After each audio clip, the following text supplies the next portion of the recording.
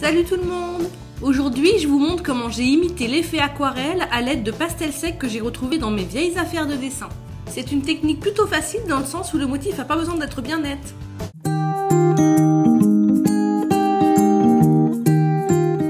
Comme j'avais envie d'essayer l'aquarelle mais que j'en ai pas retrouvé dans mes affaires, j'ai décidé d'essayer avec des pastels secs. Ça a plutôt bien marché, je trouve.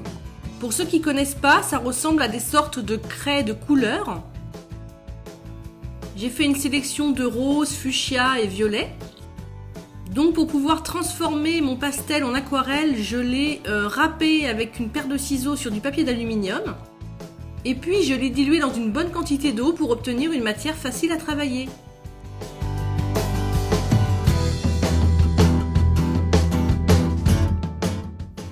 Avec mon pinceau de détail, j'ai tracé les contours de la rose, donc j'ai commencé par le cœur.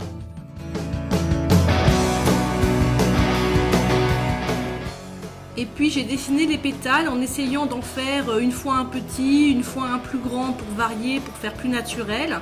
Et surtout, je leur ai pas donné des formes bien rondes, j'ai donné des formes un petit peu aléatoires au gré de mes envies.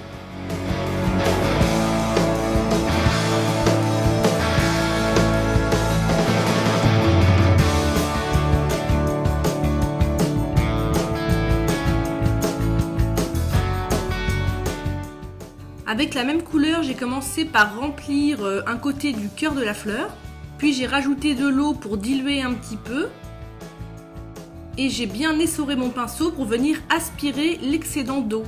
Ensuite, j'ai pris une autre couleur que j'ai déposée à la base du pétale, et j'ai rajouté de l'eau pour bien étendre la couleur dans tout mon pétale, et j'ai aspiré l'excédent d'eau.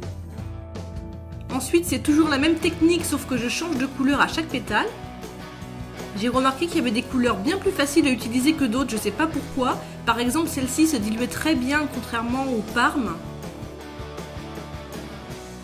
Si ça vous arrive comme ici d'avoir de l'eau qui déborde de votre pétale, surtout n'essayez pas de l'essuyer, laissez-le sécher naturellement, sinon vous allez tout gâcher. Et ensuite, c'est toujours la même chose, hein.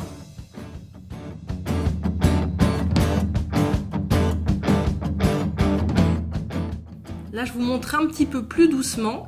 Donc, je pose bien ma couleur à la base du pétale, à l'intérieur. Je mouille mon pinceau et je viens tirer la couleur dans tout le pétale.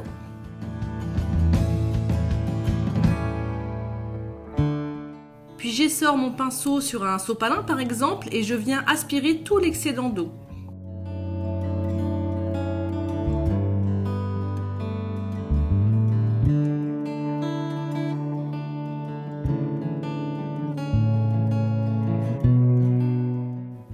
Là, on voit bien que le parme se dilue beaucoup moins bien que le fuchsia, par exemple.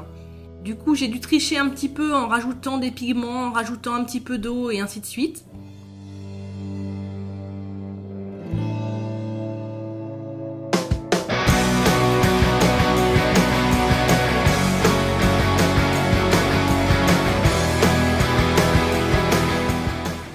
J'ai ensuite pris de la peinture acrylique violette que j'ai vraiment beaucoup diluée et j'ai tracé tout le contour de ma fleur.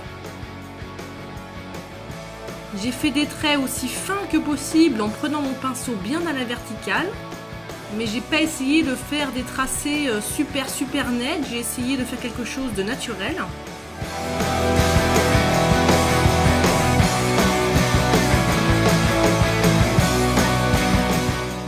Et cette fois-ci, avec de la peinture acrylique blanche très diluée, je suis venue faire des touches de lumière sur l'extérieur de mes pétales. Ça va en fait donner un peu de relief, faire ressortir un petit peu mon motif.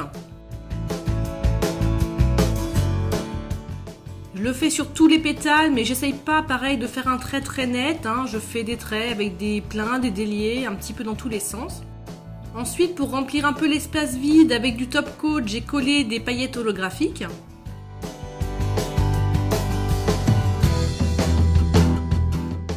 Je les ai bien aplaties au doigt pour éviter le relief. Et puis j'ai rajouté quelques petits points blancs par-ci par-là sans essayer de respecter un endroit particulier. J'en ai même mis directement sur la fleur comme ça au hasard.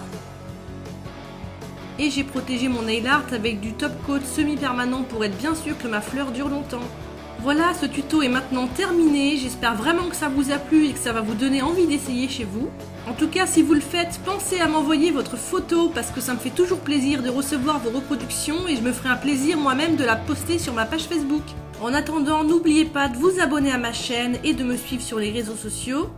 Et vous pouvez cliquer sur la vidéo si vous voulez en voir plus. Moi, je vous dis à très vite.